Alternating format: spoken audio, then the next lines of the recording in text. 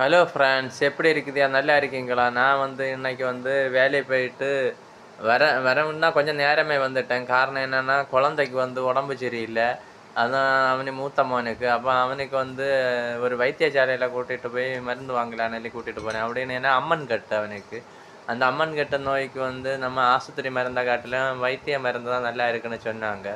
அப்ப அதனால இவனுக்கு வாண்டி குடுப்பேன்னு சொல்லிட்டு நான் கொஞ்சம் நேரமே வந்தேன் வேலைக்கு போன இடத்துலருந்து.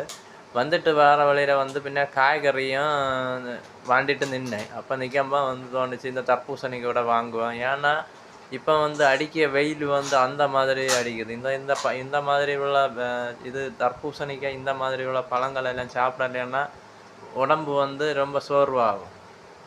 அதனால நான் இத உடனே மனசுல தோணுச்சு, பிள்ளைகளுக்கு எல்லாம் வாண்டி குடுத்தா கொள்ளலாம்ன்னு. அப்ப நாம என்ன இந்த மருந்து இந்த இது உடனே மருந்து வாங்கிட்டு இதுவும் வெட்டி வீட்ல மருந்தும் குடுத்துட்டு இதுவும் குடுத்தேன் பிள்ளைகளுக்கெல்லாம். அத நல்லா விரும்பி சாப்பிட்டாங்க.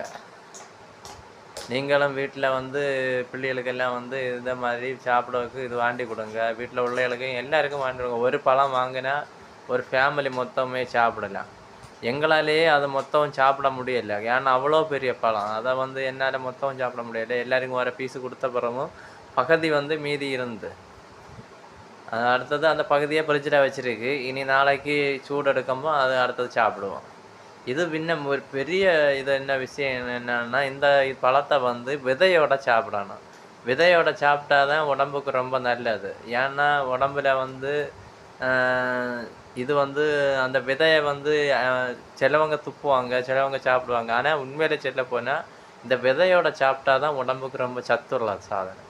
நம்ம அந்த விதைய நெறைய இடத்துல யூஸ் பண்ணாத விடுவோம். நம்ம இதே மாரி என்ன செய்யணும், சூரியகாந்தி விதை, அ கடலம்பருப்பு இப்படி தான் இந்த ஏகப்பட்ட விதைய நம்ம சக்கக்குரு இருக்கு. அது மாரிയുള്ള விதைய தான் நெறைய பேரு சாப்பிடுவாங்க.